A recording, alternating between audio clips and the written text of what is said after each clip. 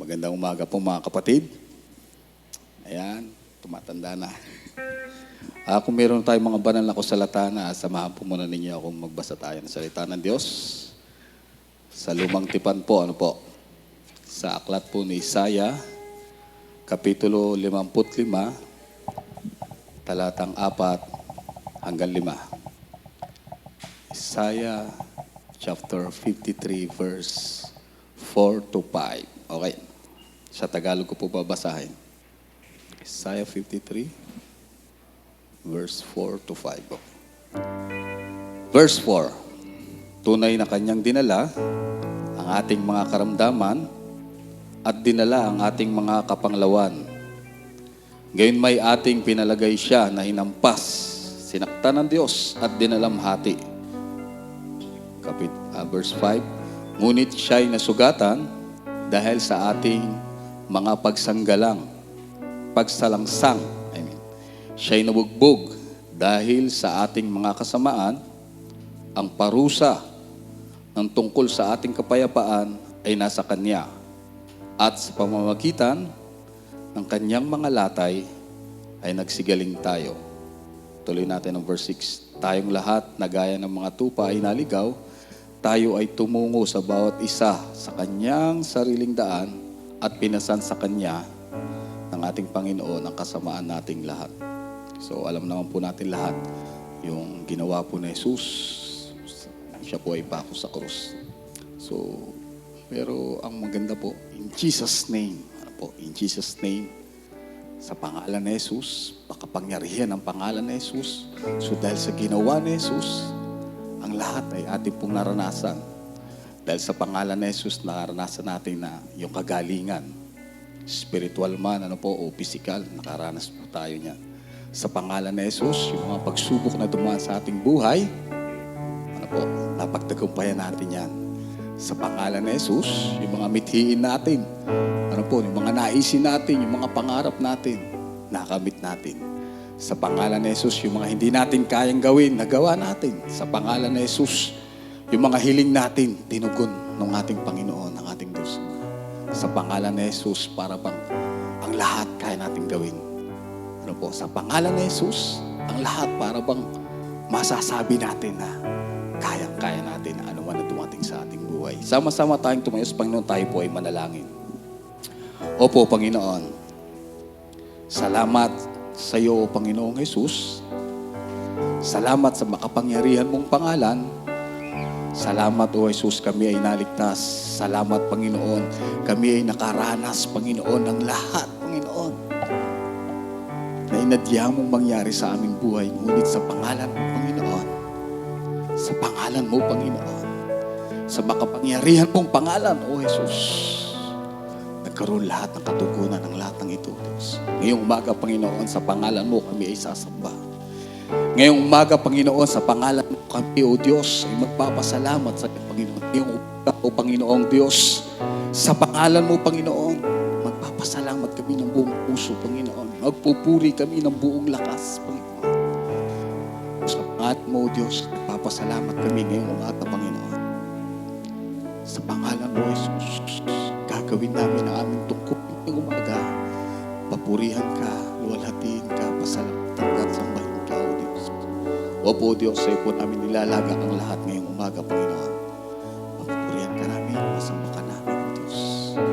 Sa iyo po ang papuri, sa iyo po ang pasasalamat, sa iyo po ang pagsamba. Sa pangalan na Jesus, lahat po tayo magsabi ng Amen. Amen. Amen. Sama-sama tayong tumayo, sama-sama tayong awit sa Panginoon, sama-sama nating luluhatiin ang Diyos. Hallelujah!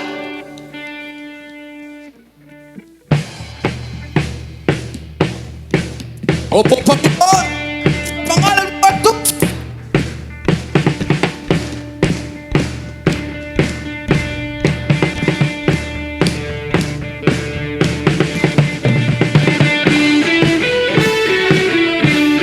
In Jesus' name!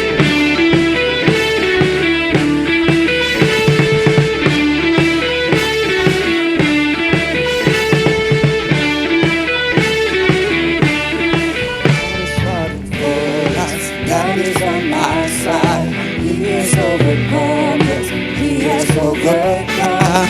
We will not be shaken. We will not be moved. Jesus, you are here. Everything but burdens, Never in our shame. He has overcome. Yes, He has overcome. We will not be shaken. We will not be moved. Jesus, you are here. I will live, I will not die. The resurrection power of Christ Alive in me, and I am free. in Jesus' name. O, siya nga po, Panginoon! O, pangalan mo, Jesus!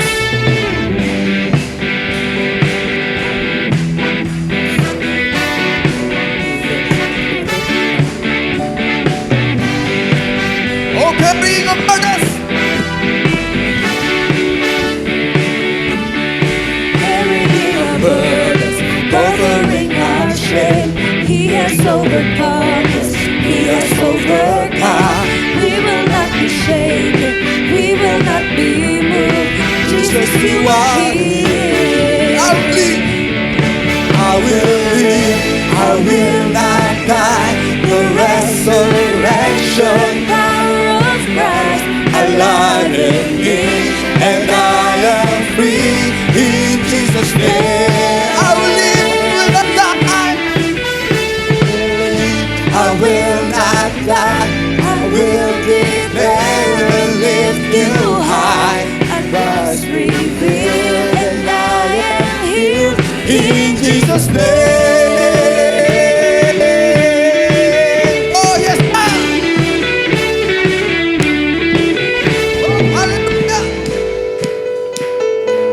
Oh, siya nga po, Panginoon. Oh, sa pangalan mo, Jesus. Kaya namin gawin ang lahat, Panginoon.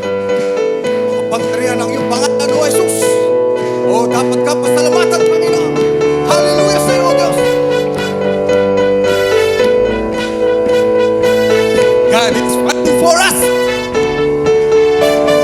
For us. Pushing back the darkness, lighting up the kingdom, nothing up is shaken. In the name of Jesus. Enemies defeated, and we will shout it out, Shout it out. God is fighting for us. pushing back the darkness, Lighting up the kingdom. nothing up is shaken. In the name of Jesus. Enemies defeated, And we will shout it out. Shout it out. God is fighting for us. pushing back the darkness, lighting up the kingdom, nothing up is shaken. In the name of Jesus. Enemies Defeated. And we will shout it out. Shout it out. God is fighting for us. pushing back the darkness, lighting up the kingdom, nothing up is shaken.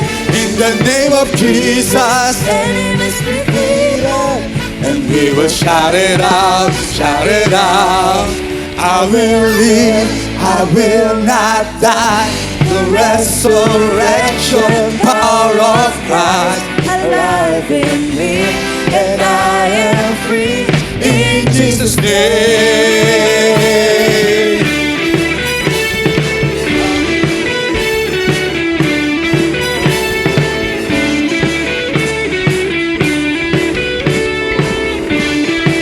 Oh, I will live. I will not die. I will declare and lift you high. And I will and I am healed in Jesus' name. In Jesus' name. In Jesus' name. In Jesus' name.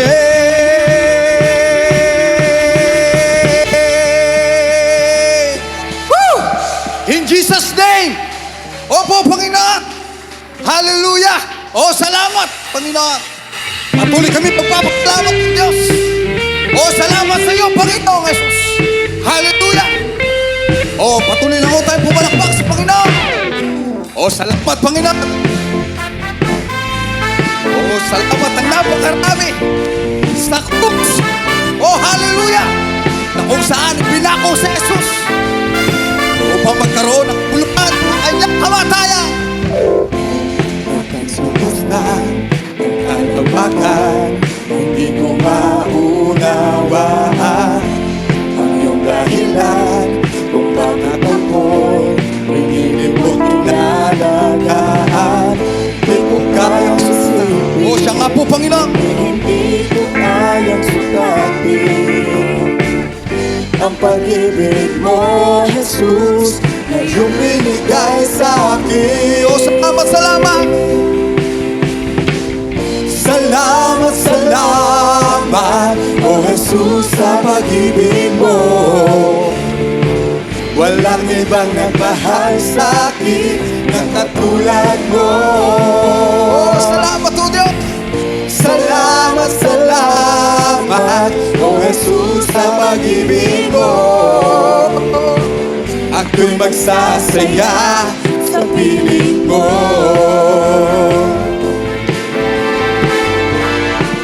Kahit na may pagsubok, kung may pagsubok man o kagilitan, ako ay may lalapitan. Opo, Panginoon! Ikaw ay susang aking sandigan, hindi mo ko bababayaan. Di ko kayang susukin. O siya nga po, Panginoon! Hindi ko kayang susukin. O siya nga po, Diyos! Ang pag-ibig mo, Jesus, na iyong binigay sa akin. Salamat o Diyos! Salamat, salamat, o Jesus, sa pag-ibig mo. Walang ibang nagmahal sa akin ng katulad mo. Salamat o Diyos! Salamat, salamat, o Jesus, sa pag-ibig mo. Ako'y magsasaya sa piling mo. Salamat, salamat! Pasalamatan natin ang Diyos! Salamat, salamat, o Jesus, sa pag-ibig mo. Walang ibang nagmahal sa akin ng katulad mo. Salamat o Diyos. Salamat, salamat, o Jesus, sa pag-ibig mo. Ako'y magsasaya sa piling mo. Sa papasalamatan natin ang Diyos. Salamat, salamat, o Jesus, sa pag-ibig mo. Walang ibang nagmahal sa akin ng katulad mo. Salamat, salamat, salamat, o Jesus, sa pag-ibig mo. Ako'y magsasaya sa piling mo. Sasaya, ako'y magsasaya sa piling mo. O siya nga po, Panginoon. Maraming salamat o Diyos. Ikaw ang aming hinahanap, Panginoon.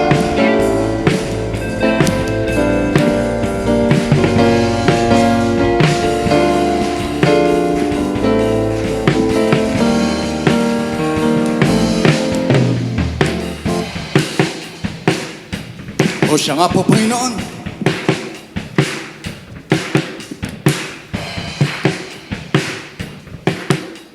Patuloy lang po tayong pumalapak sa Panginoon.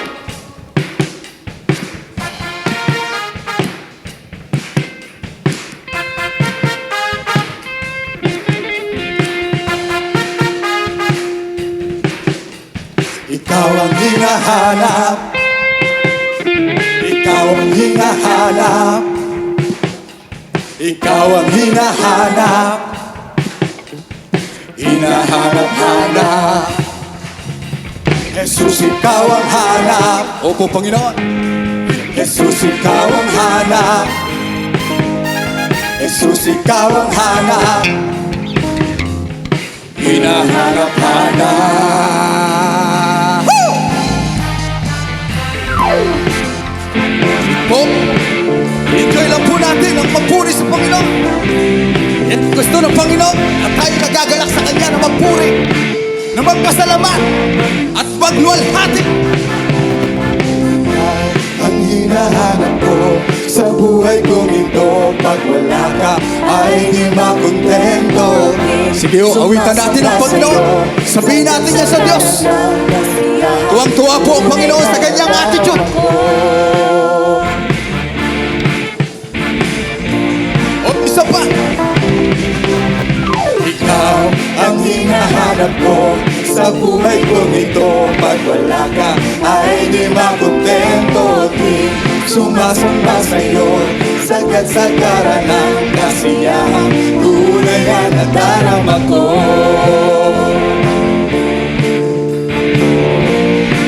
Ang umawit, Ang umami ng papuri sa'yo, o siya nga po Panginoon. tungkol sa pag-ibig mo. Langit at lupa sa'yo sasamba. O Diyos, purihin ka, dakila kang talaga. O ikaw ang hinahanap. Ikaw ang hinahanap ko sa buhay ko ito, pag wala ka ay di makontento. Sumasamba sa'yo, sagad-sagara ng kasiyahan, tunay na nadarama. Ikaw ang hinahanap ko sa buhay kong ito, pag wala ka ay di makontento. Sumasamba sa'yo, sagad-sagara ng kasiyahan, tunay na nadarama ko. O siya nga po Diyos. Wala nang nga mas higit, wala nang mas lalabis sa lawak ng pag-ibig na aking nakamit. Wala nang nga mas higit, wala nang mas lalabis sa lawak ng pag-ibig na aming nakamit. Higit sa lahat ng pag-ibig mo, labis na pasasalamat ng puso ko. Higit sa lahat ng biyaya mo, napakaliwanag ng kinabukasan ko. Higit sa lahat ng pag-ibig mo, labis na pasasalamat ng puso ko. Higit sa lahat ng biyaya mo, napakaliwanag, napakaliwanag, napakaliwanag ng kinabukasan ko. Napakaliwanag ng kinabukasan ko. Amen. Opo, Panginoon. Iyan ang katotohanan, O Diyos. Sa aming mga inawit, Panginoon, labis ang aming galak, Panginoon. Opo, Diyos, tuwing sumasamba kami sa iyo, O Diyos, naniniwala kami, Panginoon, na Ikaw ay nagagalak, O Diyos, para sa amin. Salamat ang napakarami. Salamat, O Jesus. Salamat sa makapangyarihang Panginoon. Salamat ang napakarami sa iyo, Jesus. Salamat sa krus. Oh, what a beautiful name. Jesus. Hallelujah sa iyo, Panginoon. Hallelujah. You are the word of the beginning, Yes, O God. one with God, the Lord Most High. Your hidden glory in creation, now revealed in you are Christ. What a beautiful name it is. What a beautiful name it is. The name of Jesus Christ, my King. What a beautiful name it is. Nothing compares to this. What a beautiful name it is. The name of Jesus.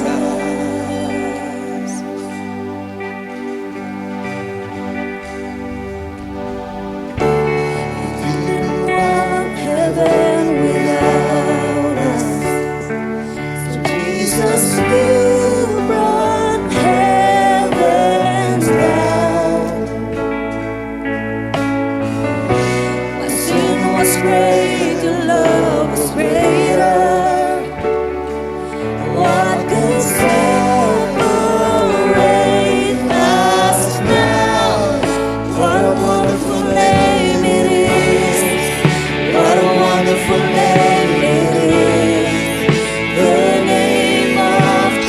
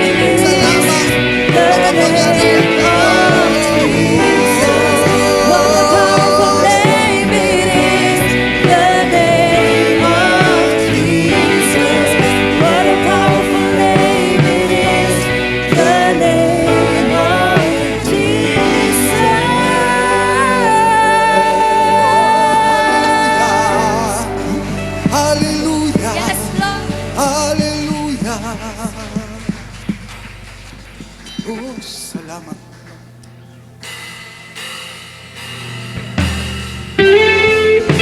Opo, Panginoon. Oh, siya nga po. Hallelujah. Oh, salamat ng napakarami. Oh, siya nga po, Diyos. Hallelujah. Oh, purihin.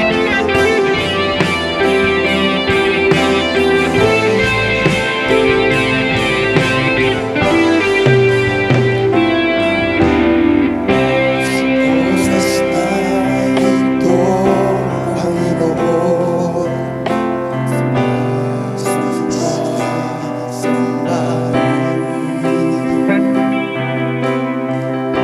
sa kaganda ng iyong kabanalan,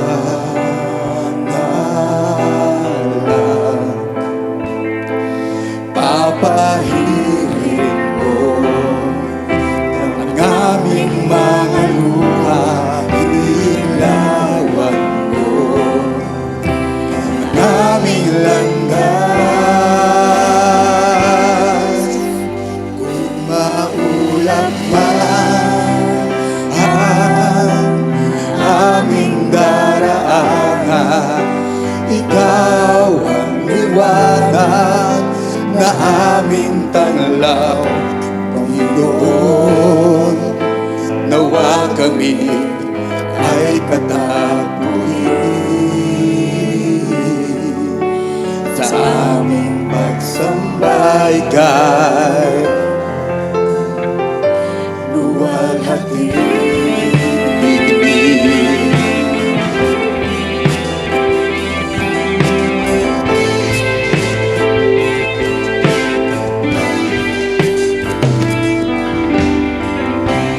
Kung may karamdaman man, kami pagalingin. Opo, Diyos. Kung may kalungkutan man, kami aliwin. Papahirin mo ang aming mga luha, ilawan mo ang aming landas. Maulap na ang aming daraanan, ikaw ang liwanag na aming tanglaw.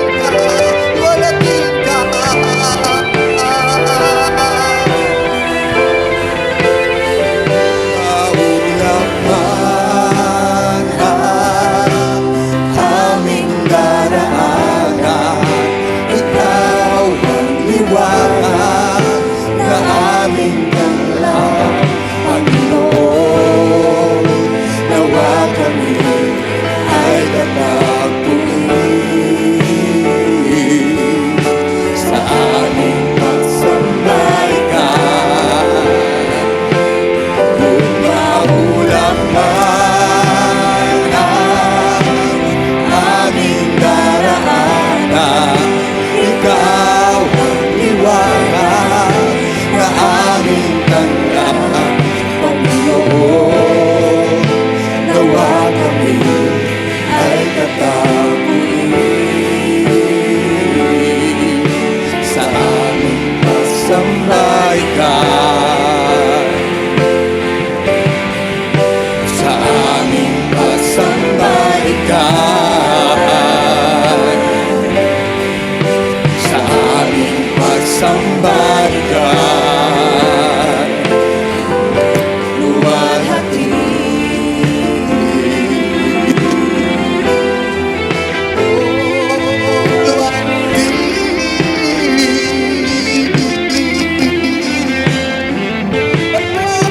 Luwalhati ka na. Oh, niluwalhati ka na. Oh, pinasamba. Oh, pinupuri. Oh, pinasasalamatan. Oh, hallelujah.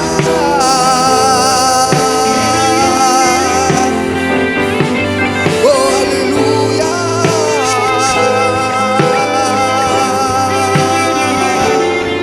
Hallelujah. Hallelujah. Oh, purihin ka. Pasalamatan ka. Hallelujah.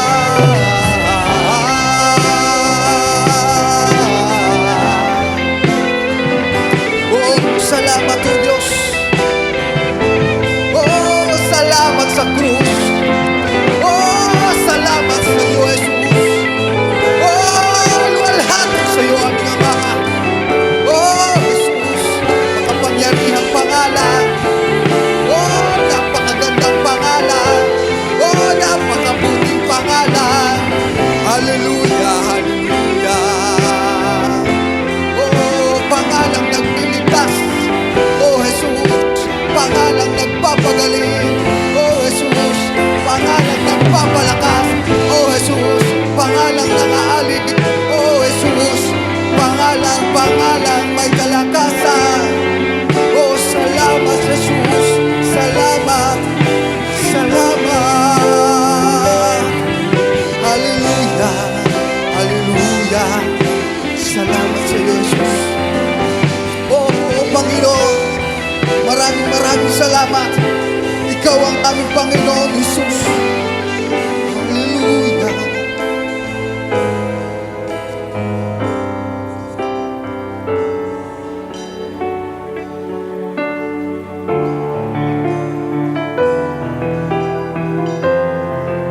Lubos-lubos ang aming pasasalamat, Panginoon.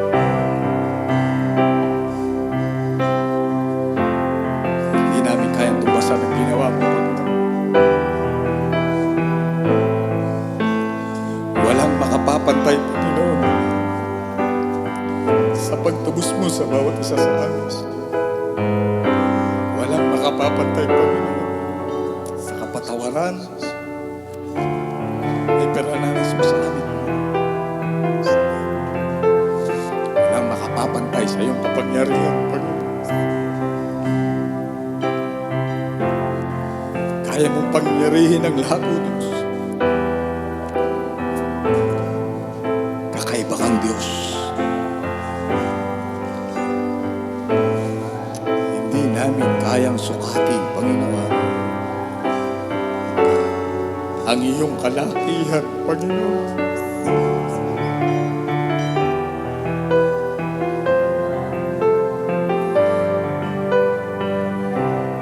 Salamat po, Diyos.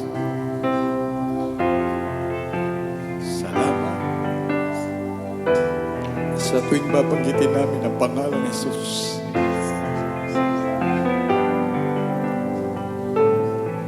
Sapat na ang lahat, Panginoon.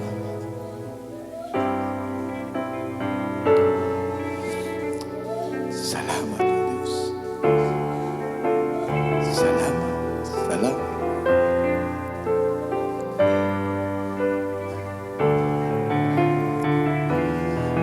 Walang sino man ang makapapantay sa iyong pangalan, Panginoon.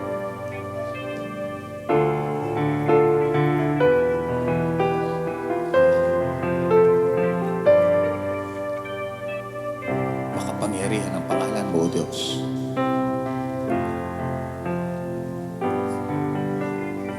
Yan ang aming paninindigan, O Diyos. Salamat sa iyo pong aming kapurihan, sa iyo pong aming pasasalamat, sa iyo pong aming paglulahati, sa iyo ang lahat-lahat ng nasa amin, Panginoon. Sa ngalan ng Ama, sa ngalan ng Anak, at ng Espiritu Santo, lahat po tayo magsabi ng Amen.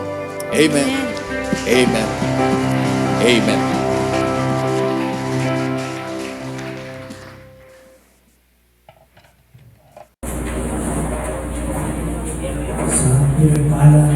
Sa ating lahat at nawa po ay magampanan natin ang ating mga tungkulin sa araw na ito na ang Diyos po ay ating masamba at mapapurihan sa lahat ng mga nangyayari po sa ating mga buhay. No?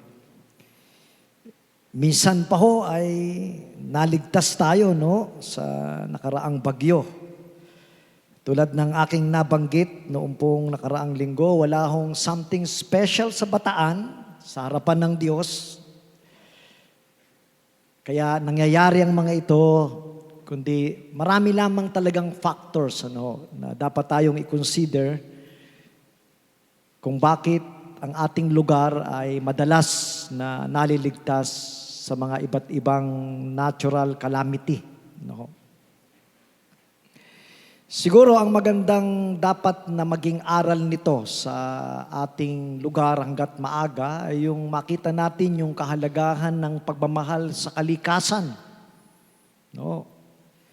Kasi malaki talaga yung role na ginagampanan ng environment, ng nature, as far as calamity is concerned dahil yan hong mga iyan ay naririyan sa ating paligid na nagko-contribute no ng kaligtasan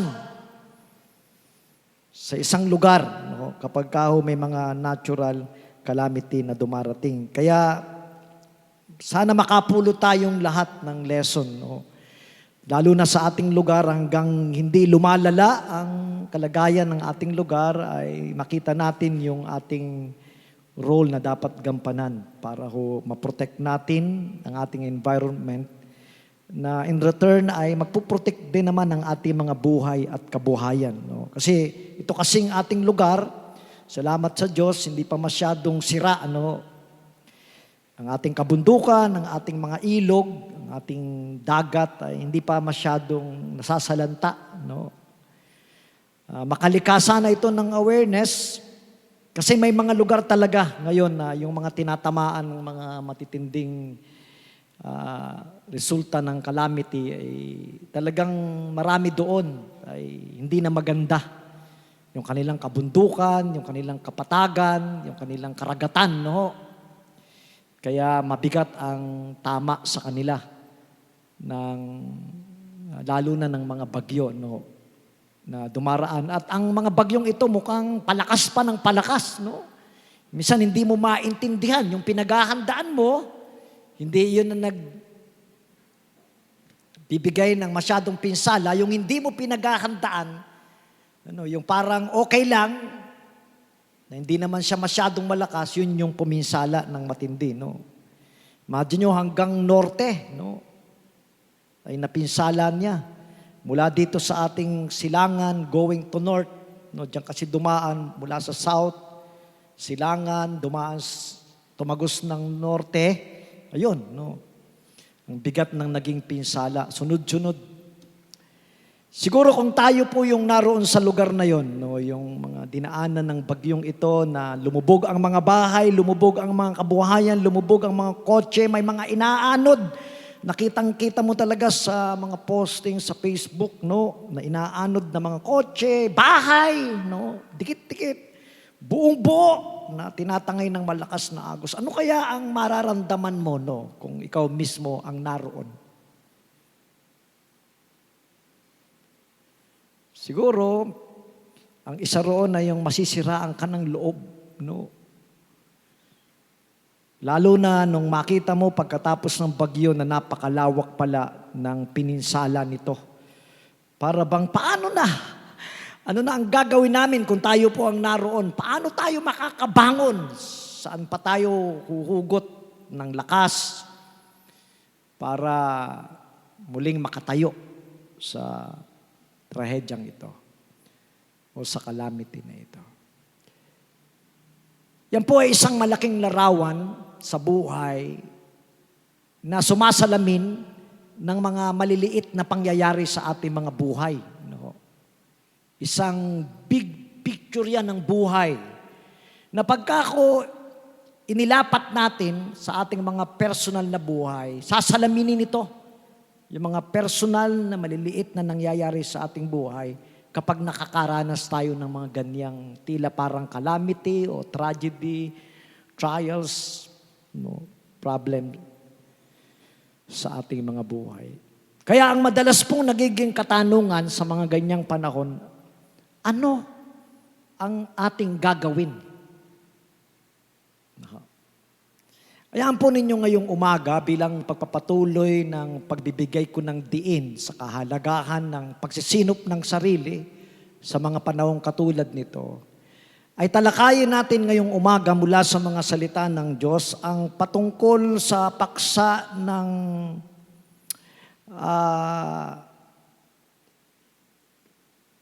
paghina ng kalooban, o sa English, ang tawag po diyan ay discouragement. At ang paniwala ko po,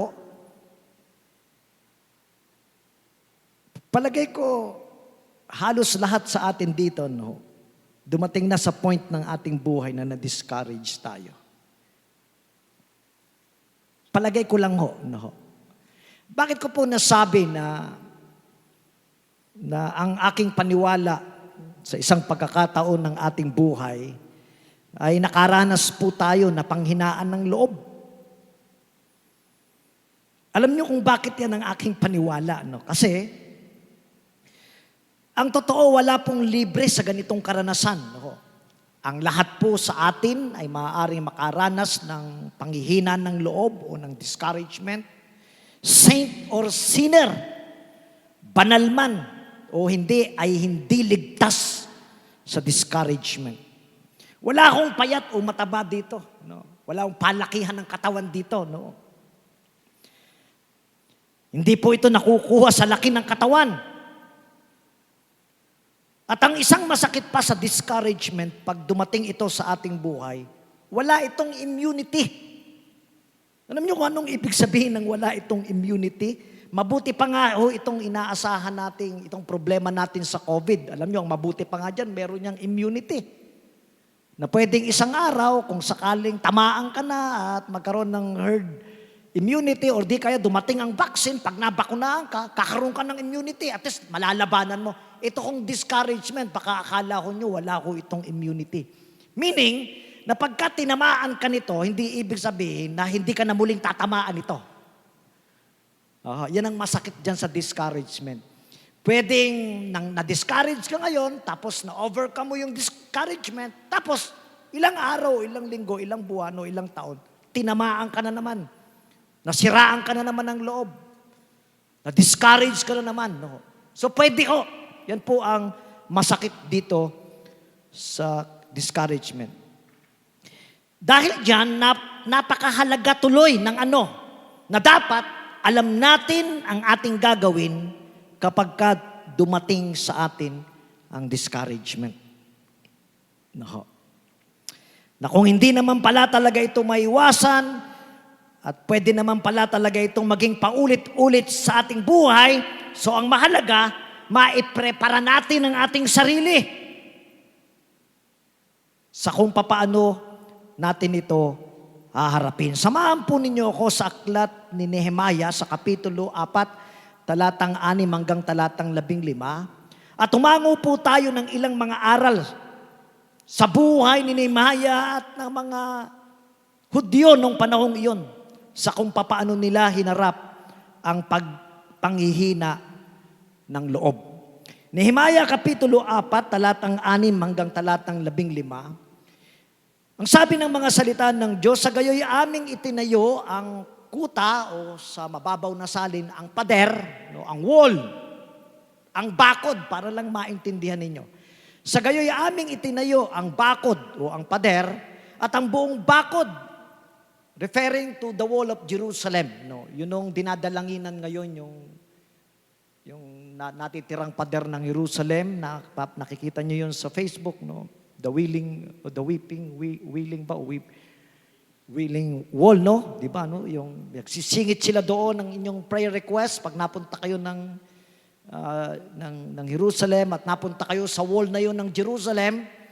Makikita nyo yung mga Hudyo doon na mayroong parang kudrado dito sa kanilang ulo. Napapansin po ba nyo yun sa Facebook?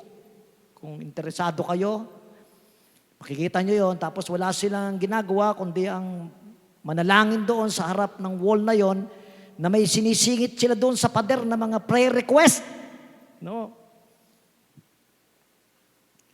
Yun po ay nakikita ko lang naman at naikukwento lang sa akin ng ilang mga nakarating doon, no? Na nagawa nila yon. No? Ganun po kaimportante yung wall na yan ng Jerusalem sa mga Hudyo, sa mga Israelita, sa bayan ng Diyos. No? Meron ho yang mabigat na paniniwala na nakakarga dyan sa wall na yan. Kaya sa kanila, importante yung pader na yan ng Jerusalem. At dito nga po sa pangyayaring ito, sa panahon ni Nehemiah, dahil sa naganap na digmaan nung una, ay nasira yung wall, yung pader ng Jerusalem, at nagkaroon ng pagkakataon sa pamamagitan ni Propeta Nehemiah sa utos ng Diyos na ito ay muling maitayo. At yan nga po yung binabasa natin. Sa gayon, aming itinayo ang pader at ang buong pader ay nahusay hanggang sa kalahatian ng taas niyaon. No, meaning, nung itinatayo na nila yung pader, umabot sila hanggang sa kalahatian na. Meaning, nasa middle na sila ng completion ng kanilang project. Bakit? Ang dahilan, kaya nagawa nila yon sapagkat ang bayan ay nagkaroon ng kaloobang gumawa. Yun ang naging dahilan.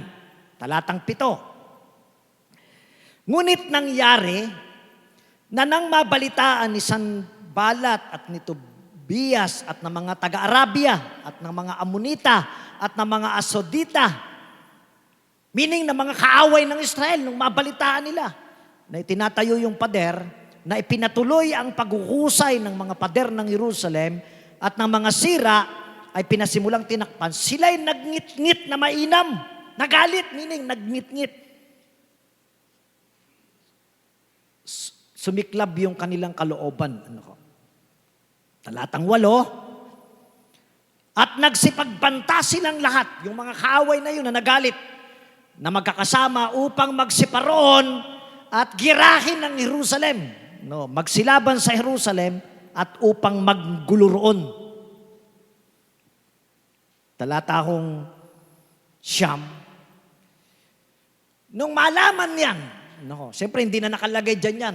Ma-anticipate nyo na yung in between, reading between the lines. Nung malaman ni Nehemiah at ng mga Hudyo, yung balak, yung banta ng mga taong ito, ng mga kaaway ng mga Hudyo, ng mga bansang yan nakapaligid, nagigirahin sila, naguguluhin sila para hindi matapos yung pagtatayo ng pader ng Jerusalem. Ang sabi ng talatang 9, ngunit kami, ang mga Hudyo, sa pangunguna ni Nehemiah, ngunit kami ay nagsidalangin sa aming Diyos at naglagay ng bantay laban sa kanila araw at gabi dahil sa kanila. Talatang 10. At ang Huda ay nagsabi, ng bayan ng Diyos, nawalan ng lakas ang mga tagadala ng mga pasan at may maraming dumi na pat hindi kami makapagtayo ng pader. Meaning, dahil po doon sa panggigipit na yon, nagawin ng mga nakapaligid sa kanila, ng galit doon sa kanilang proyekto, ang sabi ng salita ng Diyos, nasiraan sila ng loob, nanlupaypay sila, na-discourage ang buong bayan sa kanilang kalagayan. Talatang 11. At sinabi ng aming mga kalaban Sila'y hindi mga kakaalam o mga kakakita man hanggang sa kami ay magsidating sa gitna nila at patayin sila at ipatigil ang gawain. Imagine nun ninyo sinuhong hindi masisiraan ng loob doon sa nalaman nilang plano ng kanilang mga kaaway. Talatang 11. At sinabi ng aming mga kalaban, hindi sila mga kakaalam o mga kakita man hanggang sa kami ay magsidating sa gitna nila, meaning gugulatin namin sila at papatayin sila at ipatitigil ang gawain. Talatang 12. At nangyari nang magsidating ang mga Hudyo na nagsisitahan sa siping nila, sinabi nila sa aming makasampo mula sa lahat ng dako, kayo'y marapat magsibalik sa amin. Talatang 13. Kaya't inilagay ko sa pinakamababang dako ni Nehemiah, ang ginawa niya, kaya't inilagay ko sa pinakamababang dako ng pagitan ng likuran ng pader ang mga luwal na dako. Sa makatwid bagay aking inilagay ang bayan ayon sa kanilang mga angkan, pati ng kanilang mga tabak, ng kanilang mga sibat at ng kanilang mga busog. Talatang 14. At ako'y tumingin at tumayo, sabi ni Nehemiah, at nagsabi sa mga mahal na tao at sa mga pinuno at sa nalabi sa bayan, meaning sa buong bayan ay kanyang sinabi, huwag kayong mga takot sa kanila. Inyong alalahanin ang Panginoon na dakila at kakilakilabot at ipakipaglaban ninyo ang inyong mga kapatid, ang inyong mga anak na lalaki at babae, ang inyong mga asawa at ang inyong mga bahay. Talatang 15, kahuli-hulihan at nangyari nang mabalitaan ng aming mga kaaway na naalaman nila yung kanilang pag-atake ay inuwi sa wala ng Diyos ang kanilang mga payo. Meaning yung kanilang balak nauwi sa wala na kami na nagsibalik na lahat sa pader, bawat isa sa kanyang gawa. Tulungan nawa tayo ng Espiritu ng Diyos na maunawaan ang ating pagbubulay-bulayan ngayong umaga. Tayo muna po ay manalangin. Ama naming Diyos, salamat po sa biyayang ito na kami ay muling nakasamba sa iyo. Muling nakapagpuris sa iyo, O Diyos. Na sa anumang kalagayan na aming kinalalagyan, naroon pa rin ang excitement ng aming puso, naroon pa rin ang uhaw, Panginoon, sa aming kaluluwa na ikaw po ay mapaglingkuran sa araw na ito, O Diyos. Hayaan mo po na sa biyaya mo, O Diyos, sa iyong awa at kahabagan ay mapalakas kami, Panginoon, ng iyong presensya, ng iyong mga salita, at ng fellowship na ito, O Diyos, na amin pong ginagawa. Sa iyo po ang papuri at karangalan. Sa bahaging ito, O Diyos, ikaw lamang po, Panginoon, ang mahayag sa aming mga buhay. Sa pangalan ni Jesus. Amen and amen. So ang istorya po sa likod ng mga talatang ito ay ang tungkol sa naging misyon ni Nehemiah na muling itayo ang pader ng Jerusalem. Maliwanag po sa kanya ang ipinapagawa ng Panginoon na kailangan niyang pangunahan at pagkaisahin ang bayan ng Diyos sa muling pagtatayo ng nasirang pader ng Jerusalem. At pagkatapos po ng mahabang pag-aaral, pagpaplano at paghahanda ni Nehemiah, ay hinimok niya ang lahat, ang buong bayan na makiisa, na lumahok dito sa proyektong ito. Subalit nung isinasagawa na po nila ang pagtatayo ng pader, sa kalagitnaan po ng proyekto ay pinanghinaan ng loob ang bayan ng Diyos dahil sa banta ng mga taong ayaw na muling maitayo yung pader ng Jerusalem. At makikita natin yun po sa talatang 10 na ating binasa. Na kung itutuloy nila ang pagtatayo, ay ikapapahamak nila ito at dahil po diyan ay pinanghinaan sila ng loob. Ang sabi nga po ng talatang 9 o 10 po ba yun, na walan sila ng lakas. Kasi literally, sa totoo lang, pagka na-discourage ka, o dumating sa iyo yung panghihina ng kalooban, sigurado apektado yung katawan, yung lakas. Wala akong pinanghinaan ng loob na naroon yung joy, naroon na excitement. Walang ganon. Pag pinanghinaan ka ng loob, manlulupay-pay ka. Para bang wala kang kalakas-lakas na tumayo, na kumilos, na gumawa, na magtrabaho. Yun po yung kanilang naranasan. Tumigil sila. Nawala na raw sila ng lakas. Dahil doon sa narinig nilang banta ng panganib mula sa mga kaaway. Sa totoo lang, typical na senaryo po ang ganyang pangyayari, no? Sa buhay ng tao. Na kapag tayo po ay may nais na gawin, sa simula po, lalo na kung wala namang nagiging problema sa iyong ginagawa, ay naroon ang iyong passion, naroon ang iyong excitement, naroon ang iyong inspirasyon. Ngunit along the way, pag nagkaroon na ho ng problema or obstacles, doon po bumapasok yung discouragement. Na nagsasabi sa iyo na wag mo na yang ituloy, tumigil ka na, mapapagod ka lang, at wala namang mangyayari sa iyong ginagawa. Halos ganito po ang naranasan ng mga Hudyo sa pangyayaring ito. Nais silang huminto at itigil na yung kanilang ginagawa. Buti na lang, may isang Nehemiah. Alam niyo, sa totoo lang, biyaya po ng Diyos sa tao na sa isang grupo, na sa isang family, sa isang barangay, sa isang community, sa isang church, ay laging merong isa na tumatayo para magpalakas ng loob. Biyaya po yun ng Diyos, sa totoo lang. Yung bang pagka nakakaranas ka ng discouragement, na nasisiraan ka na ng loob sa buhay, merong tao na magpapalakas sa'yo. Na mag-i-encourage sa'yo. Nadadamay sa'yo. Napakasarap po. At biyaya po yan ng Diyos. No? At salamat may Nehemiah. Kasi kung imagine niyo kung lahat sila, ganun yung naging damdamin. Ano kaya ang nangyari sa istoryang iyan? Pero dahil mayroong Nehemiah, na nung malaman ito ni Nehemiah ang panghihina ng loob ng bayan ng Diyos, ay kaagad siyang gumawa ng solusyon. Alam niyo yung mga binasa nating mga talata, baka kakita ko kayo doon ng mga nakasingit na solusyon na ginawa ni Nehemiah. Kaagad siyang gumawa ng solusyon upang hindi sila daigin ng discouragement. Hindi pumayag si Nehemiah na makontrol sila ng sitwasyon, bagkos sa halip siya ang kumontrol nito. Oo, dumating sa kanila ang panghihina ng loob dahil sa matinding banta sa kanilang buhay kung itutuloy nila ang pagtatayo ng pader ng Jerusalem. Subalit hindi hinayaan ni Nehemiah na manaig ang discouragement sa bayan ng Diyos.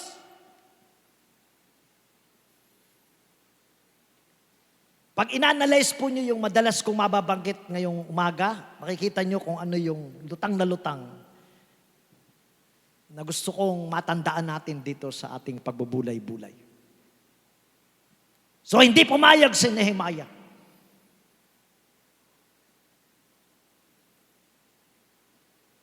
Gumawa siya ng paraan. Hindi siya nakisabay sa discouragement ng bayan.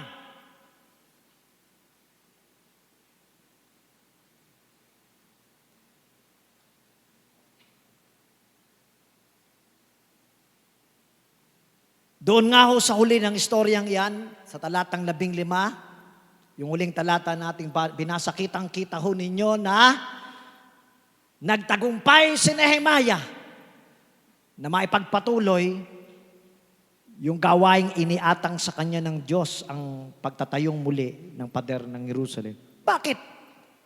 Ano ang kanyang ginawa? Bakit hindi dinaig ng discouragement ang buong bayan ng Diyos? Paano niya yan nagawa? Ano ang naging cure ni Nehemiah sa panghihina ng kanilang kalooban na pwede rin nating gawin kapag tayo pinanghinaan ng loob? Anong mga aral? Anong mga lesson? Anong cure?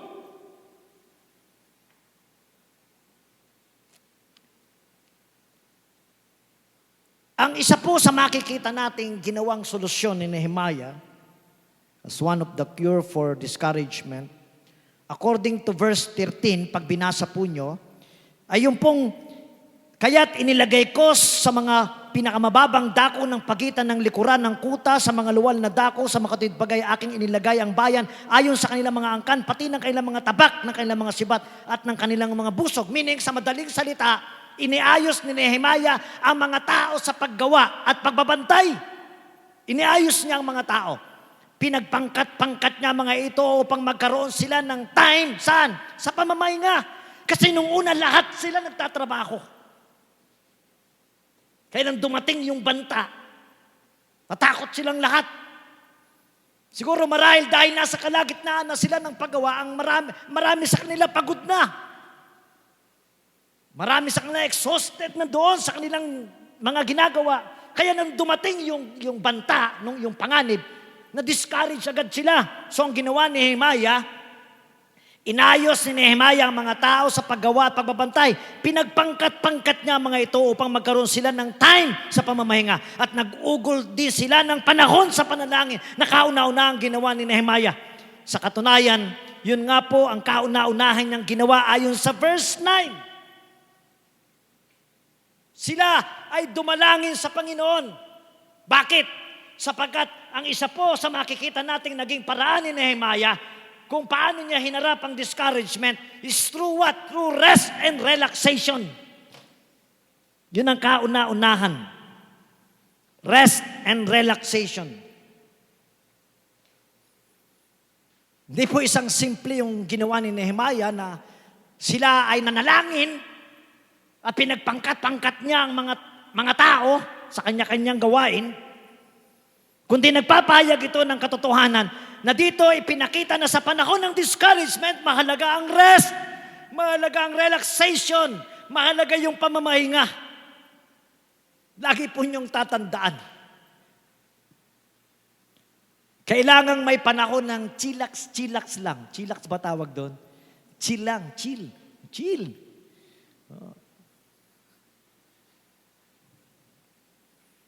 Ito po ang kadalasang nakakaligtaan natin kapag may gusto tayong mangyari sa buhay. Pag mayroon tayong inaasam-asam, nakakaligtaan natin ang mamahinga, ang mag-relax. Kung magtrabaho tayo parang wala ng bukas, tuloy patang-pata tayo pagkatapos ng magapon. Na kaya pag nagkaroon ng problema, hindi kinakaya ng ating isip at katawan ang pressure, kaya nasisiraan tuloy tayo ng loob. Kailangan po natin ng rest. Siguro ang comment ng iba yan, Paso, lagi nga ako kaming nakarest kasi wala kaming ginagawa, nasa bahay lang. Sobra nga kami sa rest.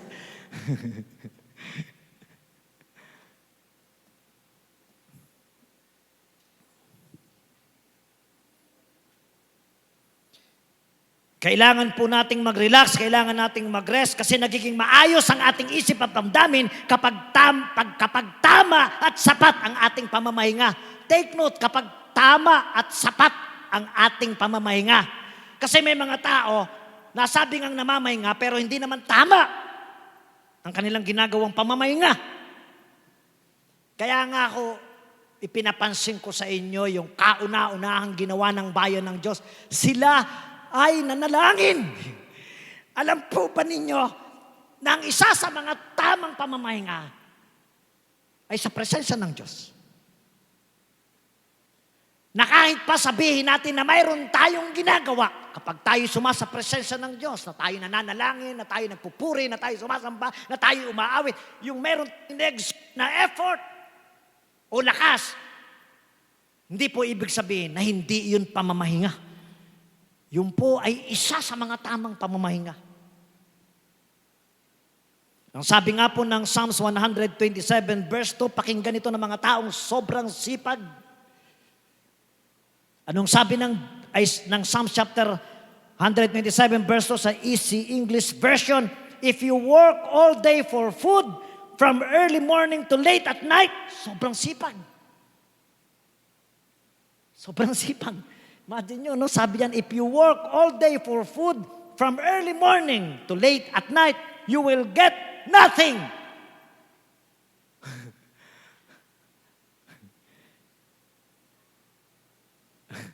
Wala daw kayong mapapala. Bakit? Ibig bang sabihin nun, walang magiging bunga ang iyong trabaho, hindi ka makapagpuproduce ng pagkain. Makapag-produce po kayo kasi nagtrabaho kayo. Hindi po yun ang ibig sabihin nun na walang mangyayari. Bakit? Kasi ang susunod, it is God who gives sleep. He gives it to the people that He loves. Kasi yung tunay na rest, yung tunay na enjoyment, yung tunay na blessing na maibibigay sa iyo, na ibinungan ng iyong pagpapagal, hindi mo yun makukuha. Dahil sa Diyos lamang yun nanggagaling.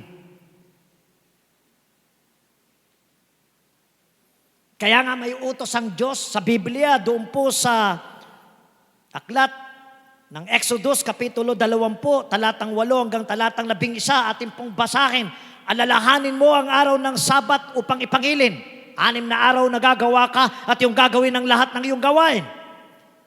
Ngunit ang ika-7 araw ay Sabat sa Panginoon mong Diyos. Sa araw na yan ay huwag kang gagawa ng anumang gawa. Ikaw, niyang iyong anak na lalaki ni babae, niyang iyong aliping lalaki ni babae, niyang iyong baka, niyang iyong taga-ibang lupa na nasa loob ng iyong mga pintuang daan. Talatang 11. Bakit nga iniutos yan? Sapagkat sa 6 na araw ay ginawa ng Panginoon ng langit at lupa, ang dagat at ang lahat ng nangaroon, at nagpahinga sa ika-7 araw na anupat pinagpala ng Panginoon ng araw ng Sabat at pinakabanal. Marami po ang hindi sumusunod sa prinsipyong ito ng pamamahinga ng Sabat. I'm not referring to the day of Sabat. I'm referring doon sa essence ng Sabat.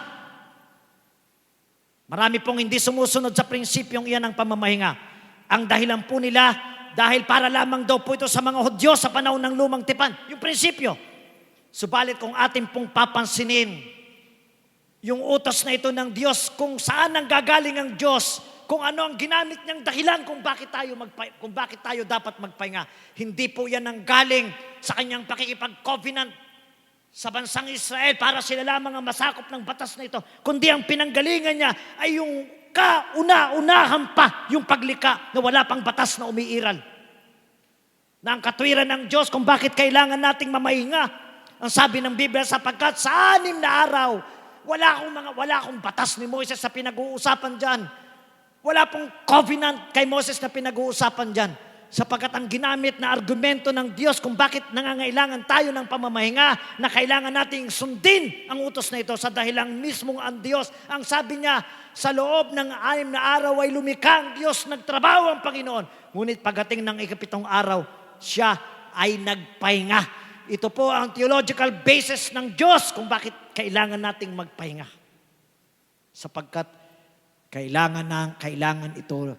Sa Diyos, hindi man niya yan kailangan, pero ginamit yung argumento ng Diyos dahil alam ng Diyos na sa atin bilang kanyang nilalang ay nangangailangan ng pamamahinga.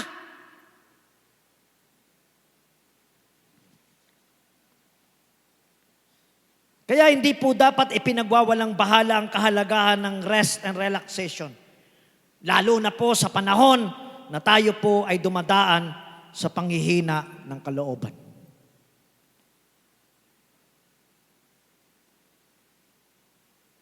Pag gulong-gulo na ho ang inyong isip, pag hindi na ho ninyo alam ang gagawin, pahinga lang. Pahinga lang ho. Tigil muna. Pangalawa ho, na makukuha nating aral sa pangyayaring ito kung paano hinarap ni Nehemiah ang discouragement ng bayan. Reorganize your life. Sabi ng verse 13, doon pa rin sa the same verse, kaya't inilagay ko sa mga pinakamababang dako ng pagitan ng likuran ng pader, sa mga luwal na dako, sa mga tidbagay aking inilagay. Ang bayan ayon sa kanilang mga angkan, pati ng kanilang mga tabak, ng kanilang mga sibat at ng kanilang mga busog. Meaning, nagkaroon ng reorganization si Nehemiah sa bayan ng Diyos. Sa panahon ng panghihina ng loob, mahalaga po ang pagsasaayos ng sarili. Lagi po niyong tatandaan. Maaari pong wala namang mali sa iyong gustong mangyari. Baka may kulang lang o may dapat lang na isaayos sa iyong mga ginagawa. Maaari kasing dumating sa iyong kaisipan na dahil sa discouragement ay maisip mo na baka hindi talaga para sa iyo ang trabaho o ang iyong ginagawa. Kaya maraming mga trabahador ang nagre-resign ng hindi tama. Madalas yung naririnig sa akin na hindi ho pwedeng maging basihan sa inyong pag-resign sa inyong trabaho o sa inyong ginagawa, yung wala na kayong kasiyahan. Kasi madalas kong narinig, kasi hindi na ako masaya, kaya ako nag-resign. Maraming ganyan ang katwiran. Kasi marami din naman ang nagpapayo na pagka hindi ka na masaya sa iyong ginagawa, mag-resign ka na. Ang akala nila, yun ang tama. Sa totoo lang, pag ang pinag-uusapan ay feelings, pag ang pinag-uusapan ay saya at lungkot, variables yan. Sa araw na ito, sa iyong ginagawa, pwede kang maging masaya. Bukas, sa pareho mo pa rin ginagawa, pwede kang maging malungkot. O sino rito sa lahat ng panahon ng inyong pagtatrabaho, masaya kayo? Hindi ba? Dahil maraming factors na nagko-contribute sa feelings natin sa ating mga ginagawa. Kaya wag ho kayong magdidepende, wag niyong gagamiting basihan yung inyong nararamdaman sa inyong desisyon. Kaya nga kailangan yung rest and relaxation. Kasi pagka hindi panatag ang iyong emosyon, diyan nagkakaroon kadalasan ng maling desisyon sa buhay. Hindi ba kaya maraming mga practical tips na tinuturo sa atin ng psychology, yung mga expert sa problem solving na huwag ka daw magre-react pagka ikaw ay galit, kaagad. Di ba? Sa stress management, tinuturo din po yan.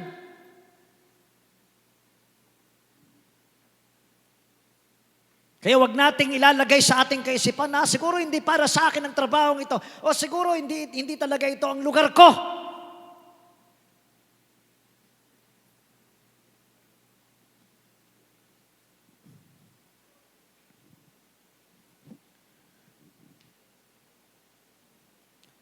So ang totoo lang, ang problema lang, hindi mo lang kasi na isasaayos. Ang dapat mong isaayos sa iyong ginagawa. So wag mong i-give up ang trabaho. So wag mong i-give up ang iyong ginagawa. Iayos mo ang iyong sarili at ang mga bagay na dapat pang iayos. Sa huli ay makikita mo na tama pala ang iyong kinalalagyan.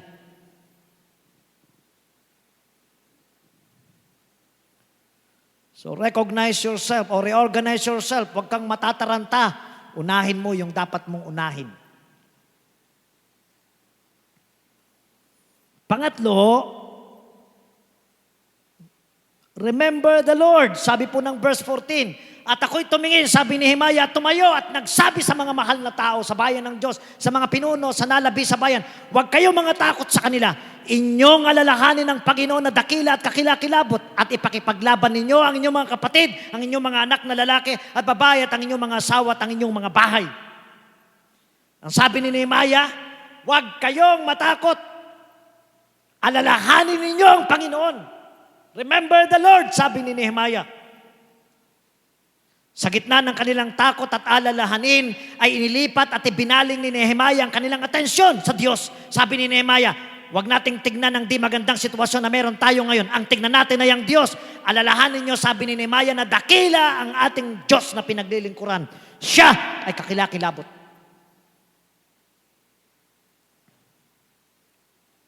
Alam nyo, sa panahon po ng discouragement, tatlong bagay ang dapat nating inaalalang lagi sa Diyos. Tatlong bagay ang dapat nating laging inaalala sa Diyos. Ano po? Ang una, remember God's goodness to you in the past. Start making a list of all the things that have been good about life. All of the things that have been positive. Remember God's goodness. Make a list, count your blessings, name them one by one. At magugulat na lang tayo sa dami ng mabubuting bagay na ginawa pala sa atin ng Panginoon. Amen. Pag dumarating kasi sa atin ng discouragement, natatabunan nito yung mabubuting bagay na ginawa sa atin ng Diyos ang nakaraan. Tuloy nabubulag ang ating paningin na pwede pa rin gumawa ang Diyos sa atin sa kasalukuyan kung paanong gumawa siya sa atin nung nakaraan. Amen. So remember God's goodness to you in the past. Imagine po ninyo doon sa ating isa sa mga inawit natin kung pagbubulay-bulayan mo yung ipinahayag ng author ng song na What a Beautiful Name. There is a praise there. Pag tinignan po nyo yung ilang bahagi doon, nang sabi niya, dahil sa kagustuhan lamang ng Diyos na na hindi kanya makasama sa langit. Bumaba siya upang dalhin sa atin ang langit. Kung maunawaan lang natin yung damdamin ng author ng awit na yon, kung paano niya ipinahayag sa ibang salita, kung sino ang Diyos, ang kanyang kalakihan, ang kanyang kabutihan, ang kanyang kabaitan, ang kanyang katapatan. Imagine nyo, sabi niya, ayaw ng Diyos. Yun ang ibig sabihin. Paki-flash mo nga yung praise na yon. He didn't want, ano ba nakalagay doon? You didn't want heaven without us.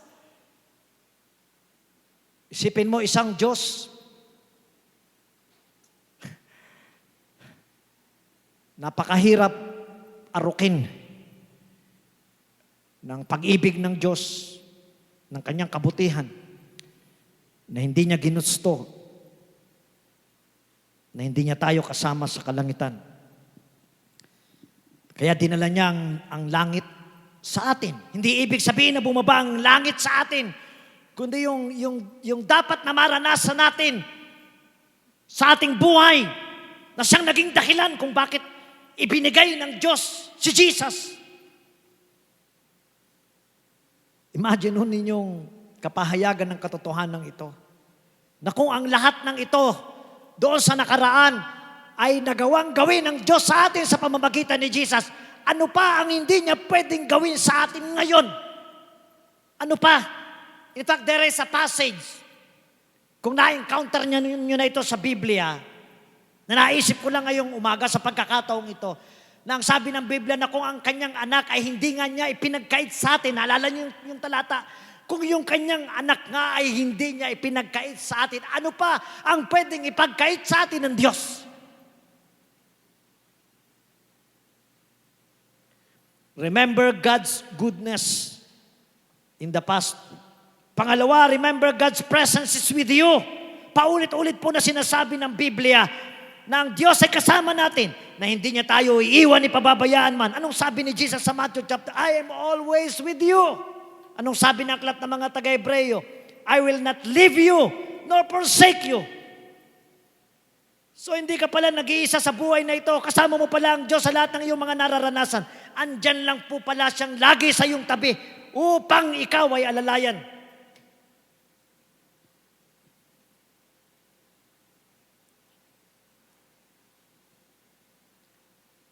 Pangatlo, remember His promise for the future. Ang mga salita ng Diyos ay puno ng kanyang mga pangako na kung ibig nating ma-overcome ang discouragement, punuin natin ang ating mga isip at puso ng mga salita ng Diyos. Ito ang gawin nating payo sa ating mga buhay. Ang mga ito ang ating paniwalaan. Huwag tayong makinig sa anumang sinasabi sa atin ng mga masasamang sitwasyon. Ang pakinggan natin ay ang mga salita ng Diyos.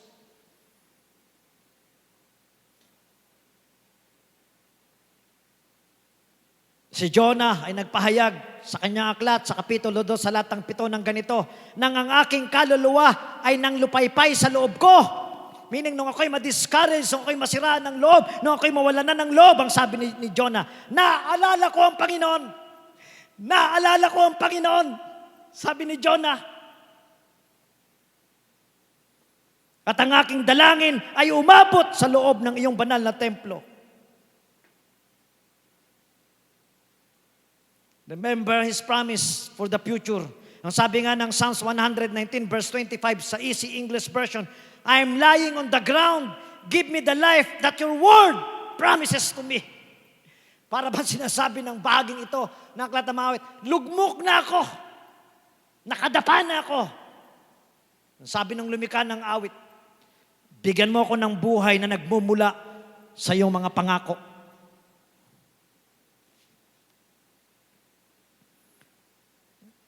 Pangapat po na dapat nating gawin sa panahon ng discouragement. Number 4, resist the discouragement. Resist the discouragement.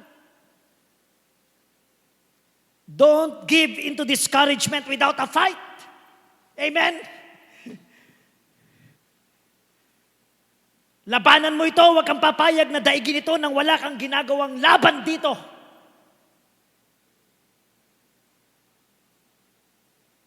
Dahil kapag hindi mo ito nilabanan, kukontrolin ka nito, kakainin ka nito, ang iyong sigla, ang iyong lakas, at ang iyong buhay sa iyong mga ginagawa hanggang sa tuluyang magapi ka nito. Si Nehemiah, hindi siya pumayag, nilabanan niya ito. Hinirap niya ang panghihina ng loob ng bayan ng Diyos.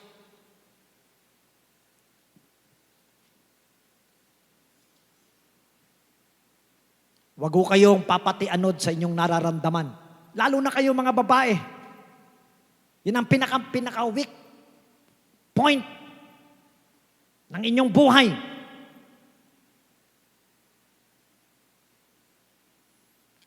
Diyan kayo mahina sa nararamdaman. Huwag po kayong magpapatianod. Labanan po ninyo. Kung nakakaramdam kayo ng kalungkutan, labanan nyo kalungkutan. Tumawa kayo.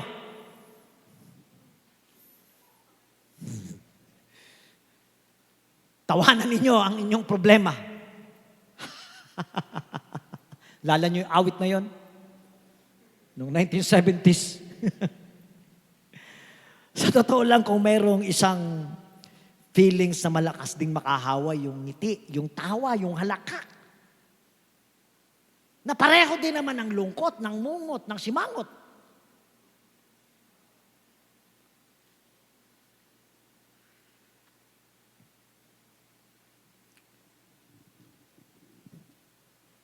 Hindi naman kasiraan ng isip na desisyonan mong ngumiti sa panahon na ikaw'y nalulungkot. Kasi oras po na magpatianod kayo sa inyong nararamdaman na lungkot, malayo na ho ang pupuntahan yan. Tandaan po nyo, marami ang aakiting negative na feelings sa ating damdamin at sa ating isip. Marami na ho kayong aakiting mga negative na kaisipan. Subukan lamang po ninyo. Inyo kong pagbulay-bulayan ng lungkot na inyong nararamdaman. Yung pait. Anong tawag doon? Inyo siyang i-feed. Subukan lang ninyo kung ano ang mga posible pang mangyari na darating na mga masama. Nakasunod nito na nagsimula lamang sa isang simpleng lungkot. So labanan nito. Kung mayroon kang kasama, asawa, barkada, kaibigan, during that time na nalulungkot ka, sabihin mo sa kanya, nalulungkot ako.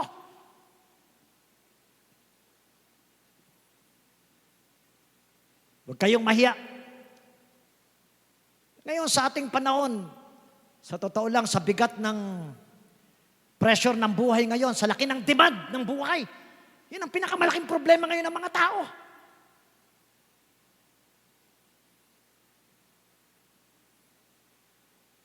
Mukhang malapit na tayong matulad sa mga Koreano na laging seryoso sa mga Hapones. Alam niyo, may mga laki na napakaseryosong mga tao.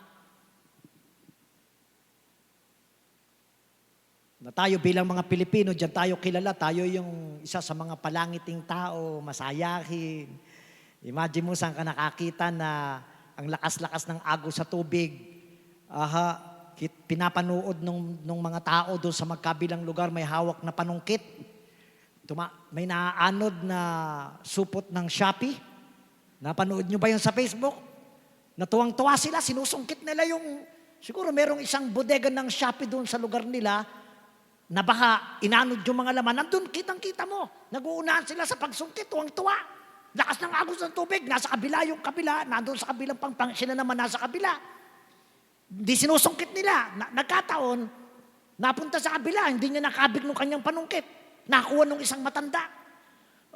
Hindi ko alam kung napanood. Ngayon sa Facebook, ang tintinang, matutuwa ka doon sa para pagang, wala lang sa kanila. Yung nangyayari,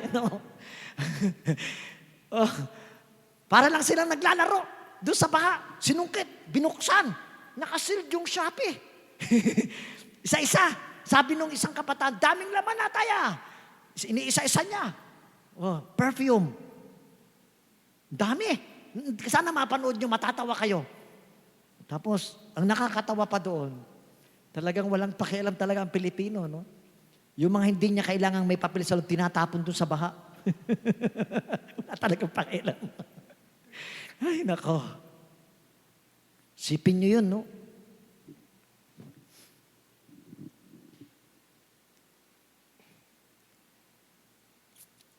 So, labanan natin. Ganun lang yung kasimple. May mga pwede tayong gawin. Sa totoo lang. Kaya nga tayo, bilang Kristiyano, napakahalaga na maging mga encourager tayo. Amen? Na pag nakakaramdam tayo sa ating kasama na parang nalulungkot, na parang sa tingin mo ay hindi maayos yung kondisyon, gumawa ka ng paraan. Gumawa ka ng paraan. At marami namang paraan, sa totoo lang.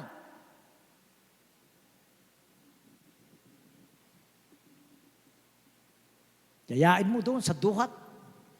Mga kaibigan mo, no? Lika, sa duhat tayo. Nakakaburyong ang buhay. Picture-picture tayo doon. Diba, no? Isang family nakita ko, nag-post sa Facebook. Birthday yata nung isa niyang anak. May dalang lamesa. Dala yung pagkain. Doon, nilatag sa duhat. Nakita ko sa Facebook, simple lang. Dinala yung lamesa, dinala yung mga pagkain. Birthday yata nung isang anak. Yung babae niyang anak, buong family sila. Doon sila nag-birthday celebration sa duhat. Simple lang, ano? Masaya na yon. O, hindi ba? Huwag lang yung kakalaliman yung paraan. Para hindi ho makapagdagdag ng lungkot. No? Kasi pag nilaliman nyo yung paraan, makakadagdag lungkot lang yon. Yung, halika, nalulungkot ako. Samahan mo nga ako. Magmoling tayo. Nako, dadami lungkot nyo doon. Lalo na yung asawa mo, madadamay sa lungkot yun. Pag doon mo niyaya, yung kakalaliman lang, no? Babawan nyo lang. O tayo naman nung ayayayain, maging sensitive tayo, wag yung panay-ayaw, ikaw na lang. Gastos lang yan. Wag naman ganun. Kasi hindi mo alam eh. Pakiramdaman mo yung kasama mo, baka yung kasama mo, ay mabigat na ang pinagdadaanan, di niya lang masabi sa'yo, mabigat na sa dibdib, kaya ka niyayaya. Tuwan-tuwa mga nanay nito, malamang. Mga tatay, makikiramdam kayong lagi, Baka naman gawin yung style yan, maglungkot-lungkutan kayong lagi. Lulungkot baga ako. Hindi mo pa nararamdaman. Maging sensitive po tayo sa ating mga anak. Sa totoo lang. Minsan mabibigat din ang pinagdadaanan niya na pressure or stress. Alam nyo, mahalaga, dito sa buhay, mahalaga yung tamang pagbasa. No? Yung marunong kang bumasa ng maraming area sa buhay. Halimbawa, tayo, minsan kaya ayaw nating mag-react no, sa isang sitwasyon, no, ayaw nating, hindi tayo maging sensitive. Kasi yung leveling natin mali minsan, no, lalo pag sa anak lang. Kasi minsan ang akala natin, yung anak natin, katulad natin yung maturity. Kaya hinahayaan, kakayanin niya yan, wala yan, baliwala lang yan. Hindi natin alam yung magaan sa atin, mabigat na sa kanila yun eh. Kailangan na pala nila yung ating tapik. Kailangan na pala natin yung ating haplos sa kanila. Kailangan na pala yung pagtatanong, musta na? Anong nangyayari sa iyo? Okay lang ba? Kailangan pala. Bisan doon tayo kulang yung pagbasa, yung pag-read ng mga nangyayari.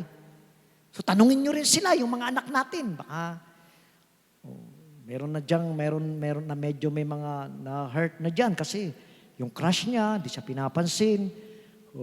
Tayo minsan, hindi natin yung naiintindihan kasi matanda na tayo, nagagalit tayo. Anong crush-crush niya? Maligo ka lang! Crush-crush na yan. O ganun ang reaksyon natin. Di natin alam, mabigat pala sa kanya yun. Kasi yun ang edad niya yun eh. Di pa naman siya matured. No? Kailangan pala niya yung ating comfort. Alam mo anak, dumaan din ako dyan, sa totoo lang. Madami akong nakarasan, di ako pinansin. Bang maintindihan niya sa pamamagitan ng ating karanasan. Hayaan mo anak, baka makakaraos din yan. Oo. Nakuha niyo point? So maging Nehemiah tayo ng maraming tao sa loob at labas ng ating tahanan.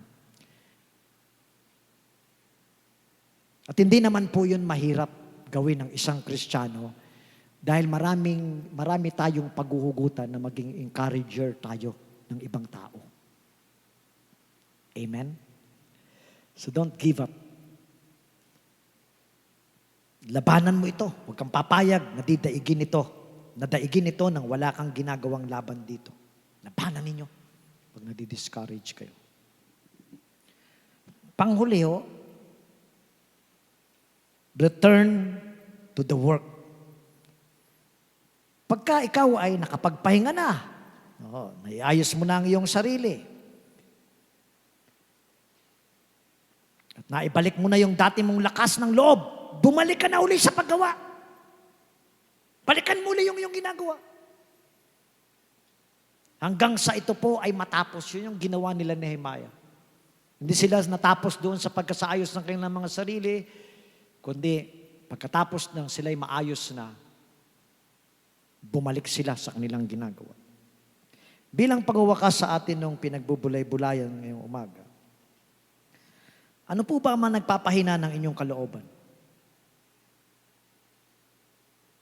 Sumuko na ba kayo sa laban ng buhay dahil sa mga sagabal o obstacles sa inyong nararanasan? Sinukuan na po ba nyo? Lagi mong isaisip at isapuso na hindi mo dapat isuko ang iyong laban dahil hindi sumusuko ang Diyos sa iyo. Amen. Tayo po ay manalangin. Ama naming Diyos, salamat po sa biyaya ng iyong mga salita na patuloy na umaaloy sa aming mga buhay. Salamat sa mga awitin na nalika. O Diyos, sa pamamagitan ng aming pakikipagrelasyon sa iyo na nagpapahayag ng katotohanan na meron kaming Diyos, Panginoon, na ibang-iba sa mga Diyos na nakilala ng maraming mga tao. At nawa, tulad ng aming inawit, lagi naming makita ang kagandahan ng iyong pangalan sa aming mga buhay, Panginoon.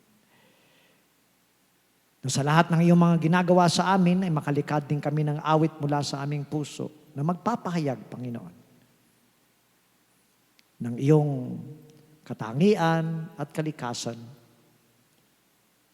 sa mga sitwasyon ng aming buhay na kung saan ay aming nararanasan.